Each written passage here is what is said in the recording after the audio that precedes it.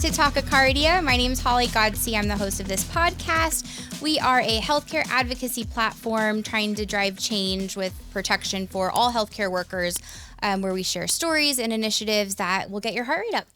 Today, I have a special guest and friend. Her name is Liz. I work with her. She's an emergency medicine physician and has quite a long history working in healthcare, so I will let her introduce herself. Hi, guys. I'm Liz. I'm one of the ER doctors here. I grew up in Texas. I trained in a big city in Texas. And actually, before I was an ER doctor, I worked as a scribe. So I've kind of had different roles in medicine before becoming a doctor. Yeah, and just to kind of fill in, what is a scribe?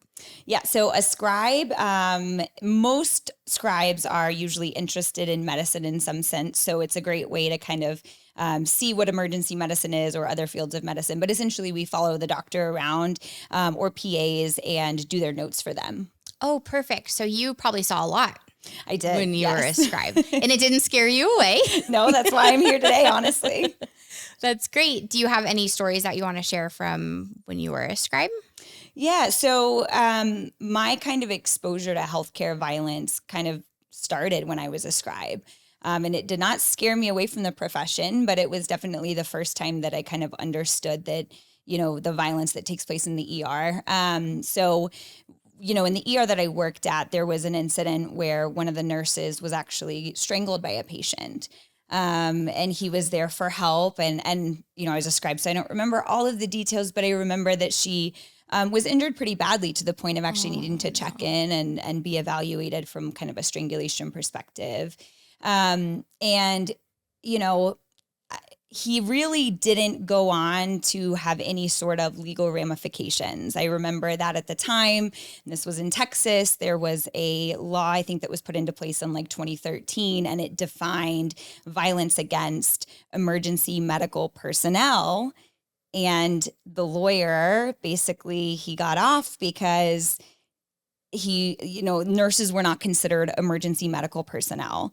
Which is crazy because, you know, that law basically neglected the fact that violence was happening other places in the hospital. And to so many different disciplines. It's not just like, who's the doctor? I'm going to hurt them. It's whoever they can get their hands on. Exactly. Yeah. And so, you know, I think that was kind of my first exposure to it. And I definitely don't remember there being as much violence then as I see now. And at the time, I was not in the center of the city.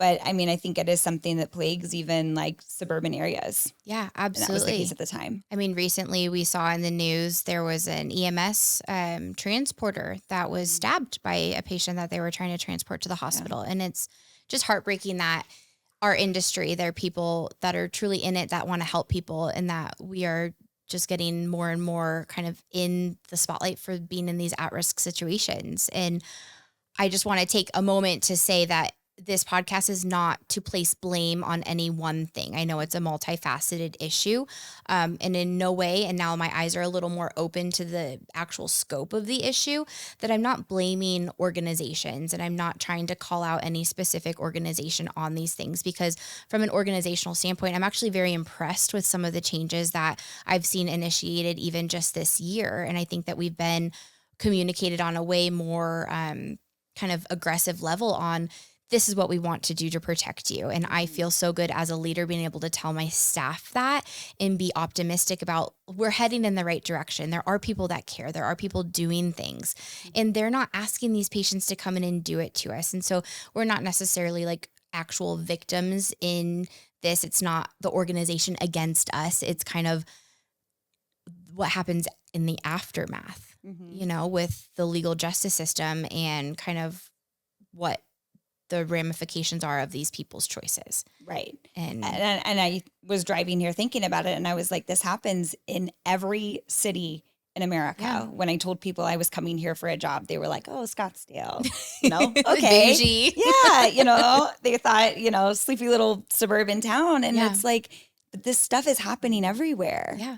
So, and in every like discipline, you can be a nurse, a tech, an EVS person, respiratory. I know have even had like patients like fighting if they're on the like trying to put the BiPAP mask on. That's like a very scary time. And I totally see the validation in the fact that just because you're altered, I don't think that everyone intends to do this because it's scary being there and you may not fully understand. But having that support of bodies there to help with these patients has been a huge change. I think that people are very protective because we have such a close knit culture in the ER.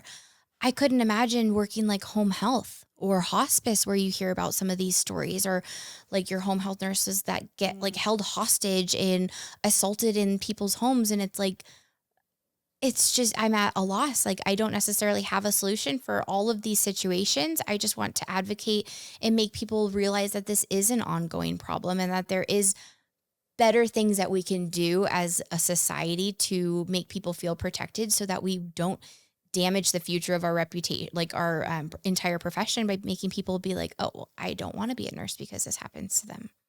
Like this is a big thing, and it's going to like waterfall and propel into like the future generations of nurses with how things are handled and managed now.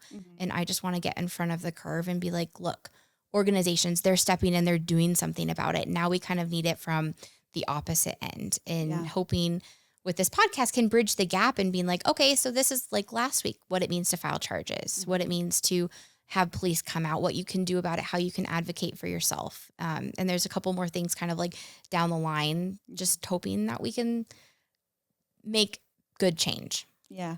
I mean, it's interesting because I think just even being on social media, there's a lot of people talking about it, not just in like a more formal podcast platform, but even just like, you know, jokes and things, and like young generations of nurses that are using that as a way to kind of talk about the violence. And so, Absolutely. I'm glad that it's a topic, because luckily when people bring things forward, and it is such a large profession. I mean, nurses, it's a huge number of people that do this, and they're everywhere. And you can't, like a hospital can't survive without nurses, and we want to be there. That's why we're there. Right. And we just want to feel protected from all scopes around us.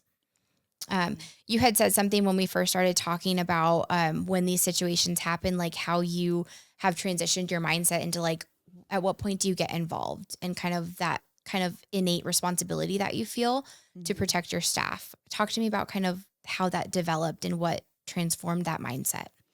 Yeah. So, you know, as the physician in the ER, I think I do feel a lot more like ultimate responsibility for a lot of things that happen, things that are out of my control, and some that are. But I think, you know, obviously many times it's my decision to take the next step to sedate or restrain somebody. Yeah. And at first it can be kind of a difficult decision. I mean, I remember when I was a resident and a patient would yell and the nurses were asking, you know, for maybe sedation. And it's like, well, I don't know that they're aggressive enough to like take that step. Like that is a big step. We do it all the time. Yeah. But I mean, it is a big step to take away someone's personal liberties and do that. And so you want to be tactful in doing that. But at the same time, when these people are unpredictable and you choose not to do it and then they lash out, you know, I feel personally responsible if I made the decision to not sedate them and then they hurt somebody. I could totally see that being like, you almost second guess, like, at what point do I need to intervene? Yeah. Yeah. And that's kind of a hard lesson. And I'm sure that there was hard lessons that I had to learn in the past to make you be like, okay, now I'm uncomfortable with how you're acting and I need to protect everybody. Yeah. And that outweighs your ability to act like that. Yeah.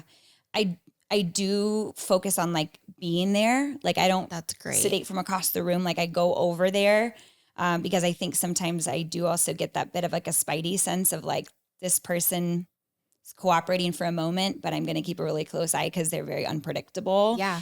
When I was a upper level resident in training and I was supervising an intern taking kind of a history from a patient that was high on meth, she was standing very close to the bed and the patient wasn't doing anything except kind of not answering questions, just kind of resisting a little bit.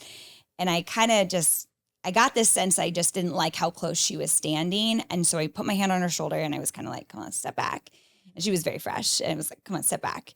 And in that moment, the patient shifted her hips in bed and kicked across the bed and kicked the nurse on the other side of the bed in the jaw. No. Oh, oh my God. And so, you know, that was like, I got a spidey sense. Like I knew, and it was a minor shift of the hips that I was like, she's about to do something and had not indicated in any other way that it was going to resort to physical violence. And so sometimes it's just that little. Yeah. You catch Yeah. those vibes, but unfortunately you earn that through experience. You don't like freshly day one have those intuitions. Yeah. That like same thing. I've been in the ER for 11 years and I could say your first day, you're kind of bright eyed and bushy tailed and you're like, everyone's perfect and I'm going to make you feel better and put Band-Aids on. And then you're like, I did not expect to get cussed out. I did not expect someone to like chase me down the hallway or run down the street naked and like yell all the curse words I've never even heard before. Like I was a 21-year-old fresh nurse and I'm like, wow, I was very naive.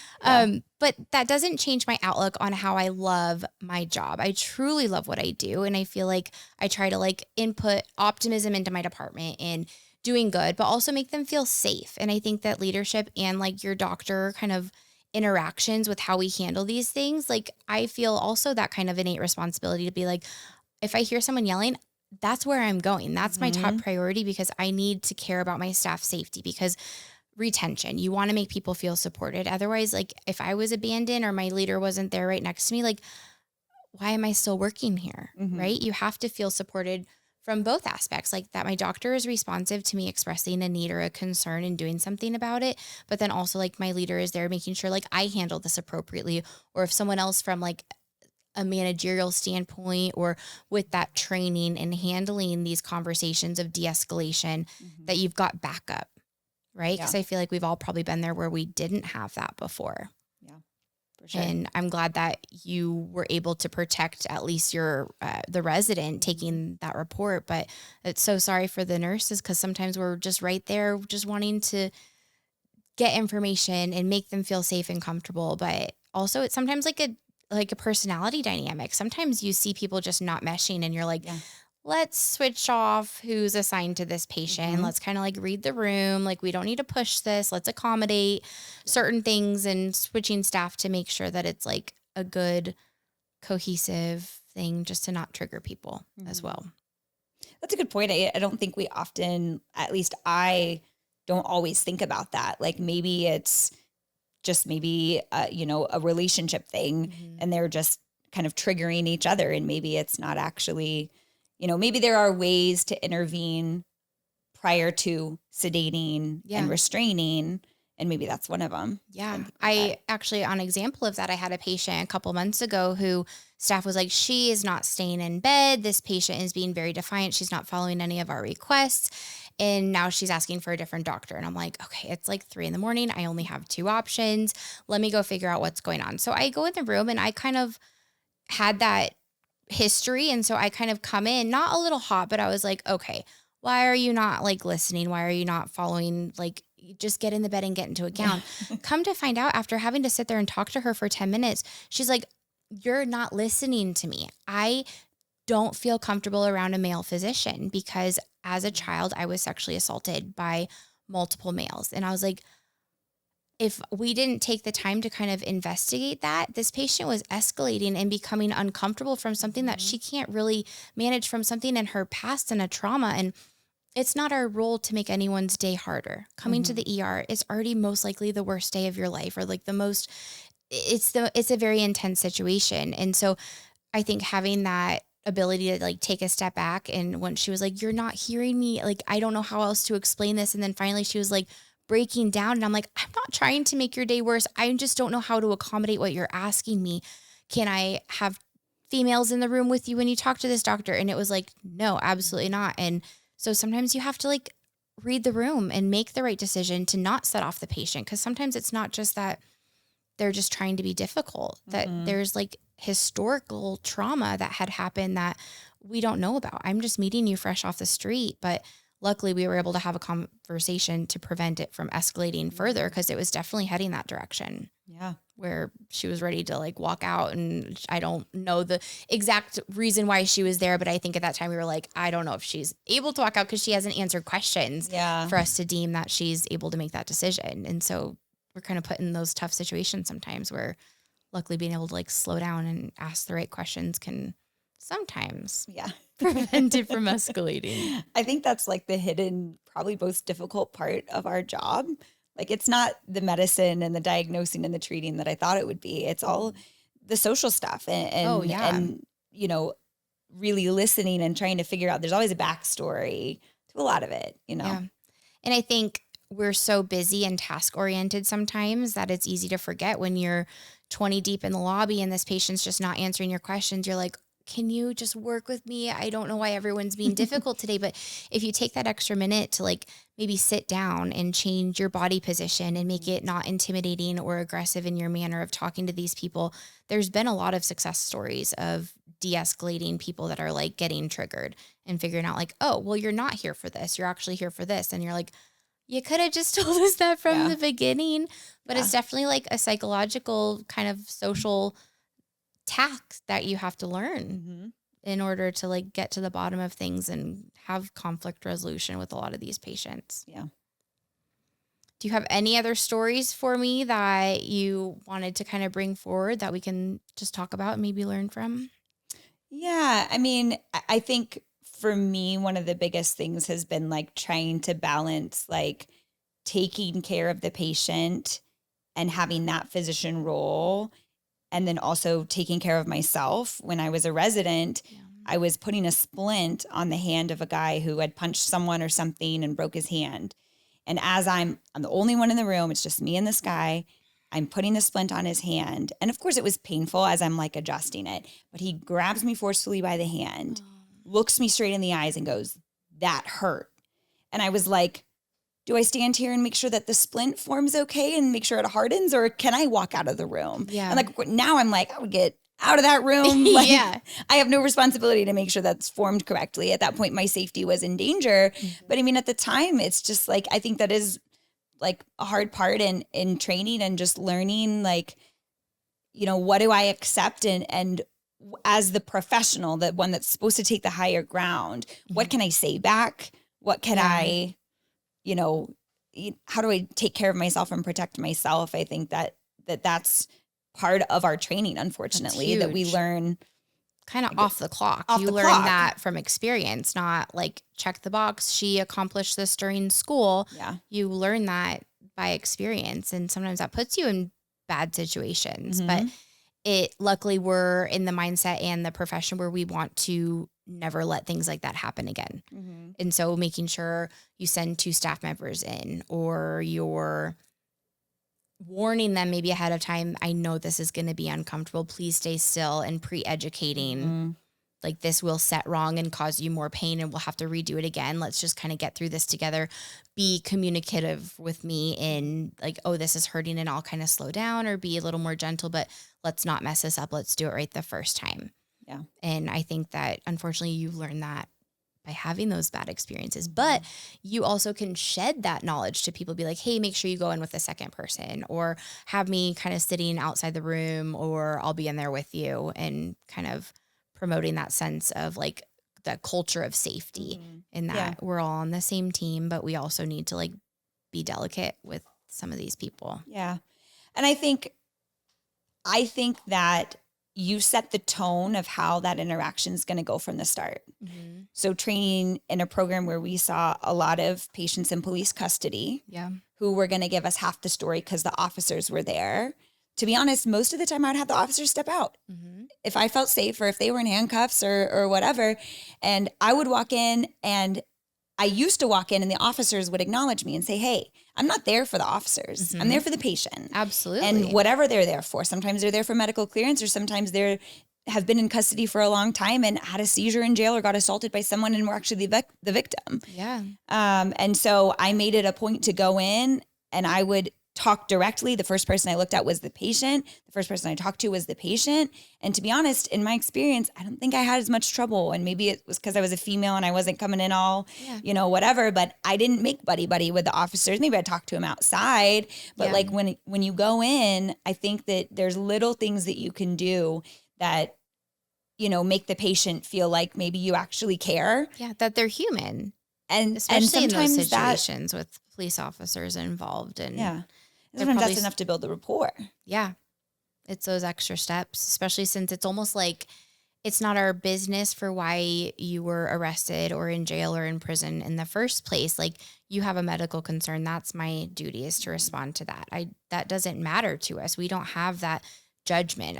That matters nothing, actually. I just need to know like what you're doing, why you're here, what hurts, what I can do to help solve your problem. And being graceful and kind, I think goes a long ways. Yeah. Unfortunately, when people come in kicking and screaming, it's really hard to do that. Yeah. But again, you mentioned earlier, like having to kind of take the high road. You are expected to handle things with more of a professional kind of higher level of thinking and being able to try to de-escalate, which works and doesn't. What point do you feel that your like de-escalation is like not working where you need to take it to the next level? I don't have kids, but sometimes I start to treat them like kids and I give them two options.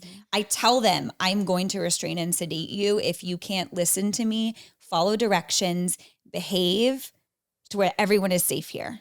And if we can't even get through that sentence, then probably. And sometimes it works for a little bit. Yeah. And then I feel like when they escalate and it comes to that, it's like you made that choice. I gave you a very clear option to behave and you knew the consequences.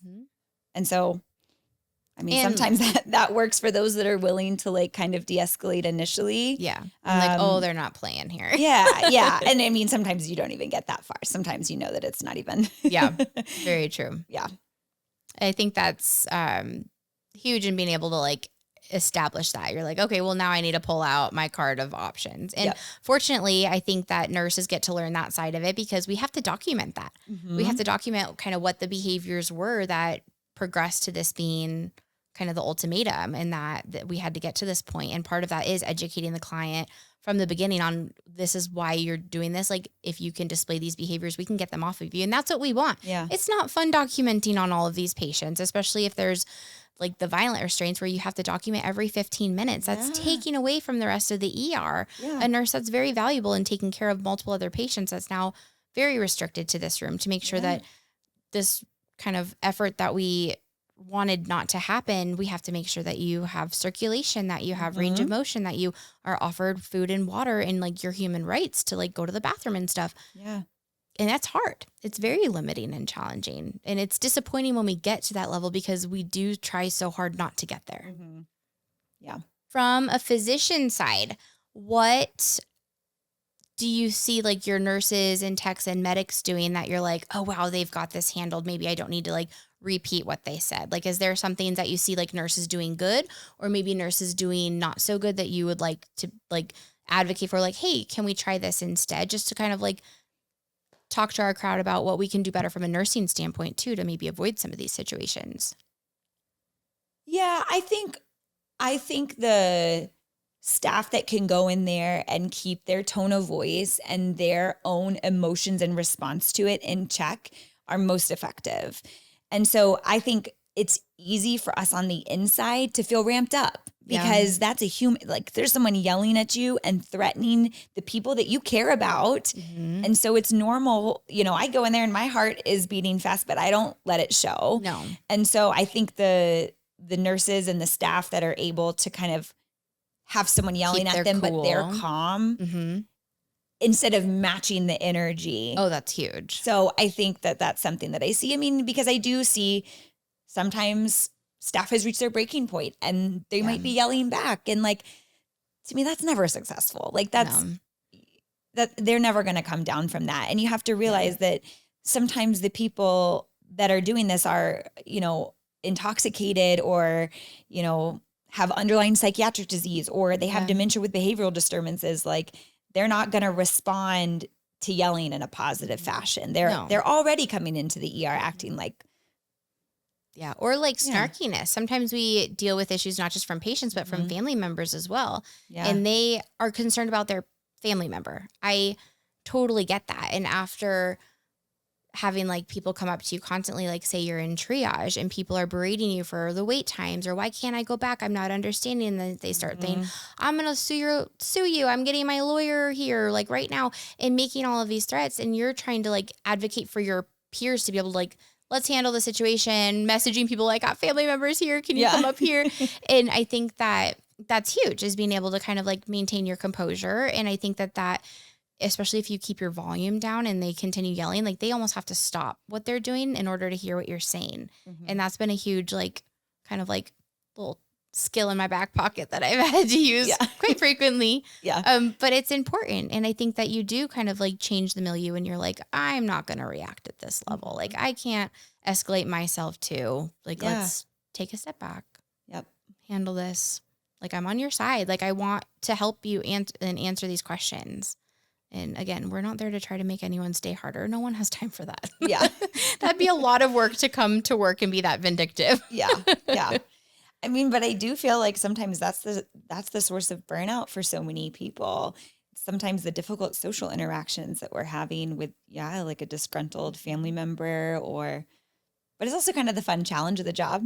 It is. When I can talk someone down and then they don't end up in restraints or, when it's a success. When a family member comes in upset and by the end of the conversation, they like apologize for coming in like that. And then they realize, that you were never trying to do, anything wrong, that you were just, doing your job and actually doing good by their family member. Then you're like, oh, okay. Kind of on the same page. And some people just need to be explained that.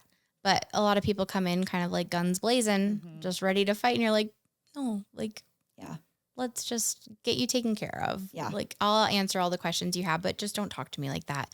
Please don't raise your voice at me. Like we've got other sick patients here. When people are yelling, I'm always like, there's children here. I'm like, you don't know if there's kids here or not. Half the time there's not, but I'm going to say that to you. So maybe you are a little more cautious with the vocabulary that you're choosing. If you're choosing to yell, right. Maybe people would be a little more considerate. Sometimes they're not. Sometimes they are. Oh my gosh, I feel like there's just so many stories in the ER. These patients that come in and witness some of this, they must leave going, I'm never going back there. Yeah. Or you like go into the next room and they're like, are you okay? And you're like, from what? And they're like, I just heard them call you A, B, C, D, E, F, G. And I'm like, oh, my backbone's a little stronger than that. Or the poor sweet family that hears like the wall rattling and they're like, are we okay in here? Are we safe? I had a patient in residency. I still remember CHF. So heart failure exacerbation, on oxygen, sitting in the hallway. Oh God! And she's in a wheelchair. We're waiting to get her in a room, and this drunk guy in the hallway pees on her. We just start going, and we're like, "What's that? Did the oxygen thing pop off?" No. So I mean, you're kidding. The violence kind of extends outside of us. It actually is like other patients. I don't know that I've heard that many stories, but I'd be curious to know, I mean, how many times patients that are seeking help have been victims in the waiting room while awaiting, their and how emergency medical treatment. Witnessing that is.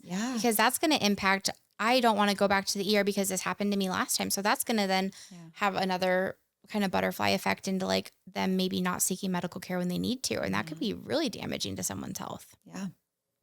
That's so true. I had a patient intoxicated that was stable enough to go into the lobby. This was a couple years ago. I don't even remember what facility it was.